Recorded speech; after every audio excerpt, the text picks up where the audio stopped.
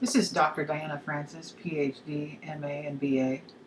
I've studied words and telegraphing extensively in my long career as a university professor. I was even born before the telegraph was invented, and I've seen it at the best and worst of times.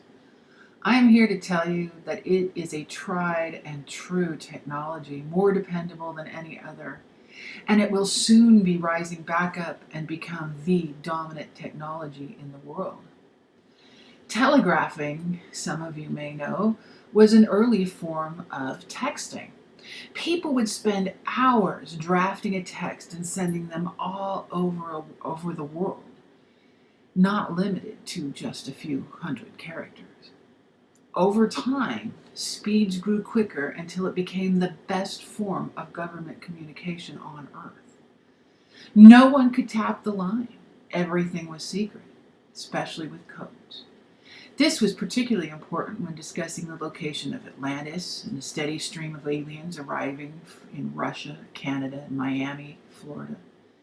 Now that the government is deeply involved in all our lives and regularly puts wiretaps on all our electronics and has video feeds from inside of our bathrooms, our closets, our basements, and our cars, no one has privacy. Telegraphing is the answer and will easily integrate into society as people already text heavily and no longer like to speak to one another in person. Additionally, telegraphing has the added cachet of being vintage and retro, which will draw many to want to use it. But even more importantly, one never knows when the internet will go down and vanish forever. A little known fact is that the internet is being run by an inept government department called the Interior, Under the Sink, and Outside a Mausoleum and Upside Down in a Rubber Raft. Acronym IUSMUTTER. Although, I can tell you that within the U.S. IUSMUTTER, there's a war between two factions. One is a secret cabal of alienated Muppets who in fact discovered the internet, but were bullied out of the credit by Al Gore, and now are out to bring down their creation and have already eaten most of the apples except Fuji's and Granny Smith's, and soon will completely infiltrate Google, Intel, Samsung, and all of China. They wish to destroy the internet forever. On the other side is a group of big-footed yetis who seek to,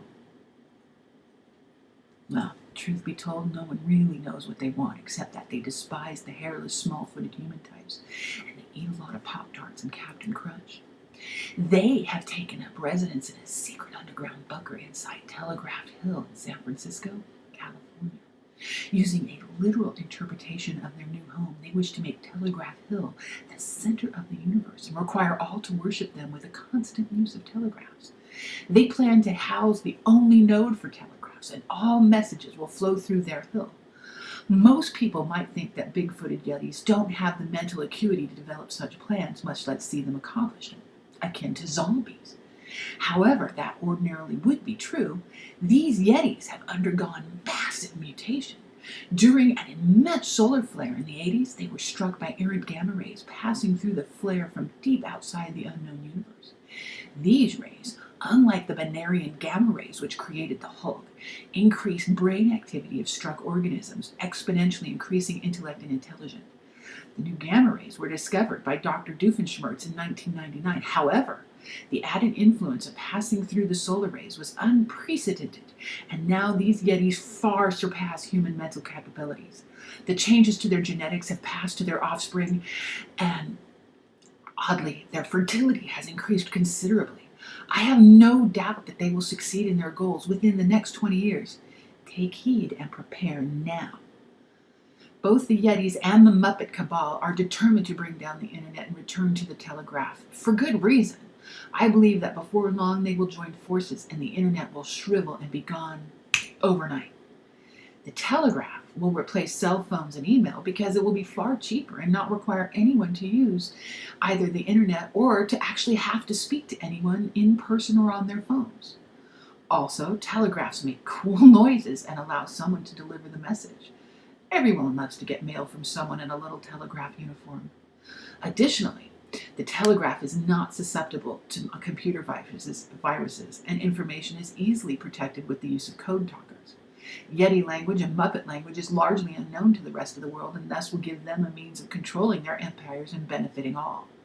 It will also mean that no more annoying texting and phone calls in restaurants and movie theaters, and no one will be seen randomly talking aloud, seemingly to themselves. Additionally, this will free up bandwidth and satellites for more useful reality television programming. In the end, few people will fight against the change. They have no need, and they will be pacified by the lure of new reality programming and the thrill of sending telegraph messages.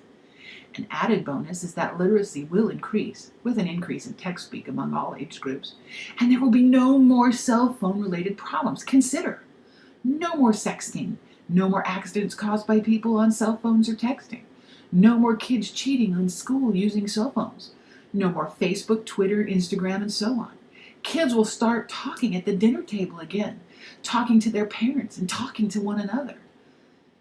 These are only a few of the benefits that will appear once the telegraph returns. And the telegraph will keep going even when the zombie apocalypse comes.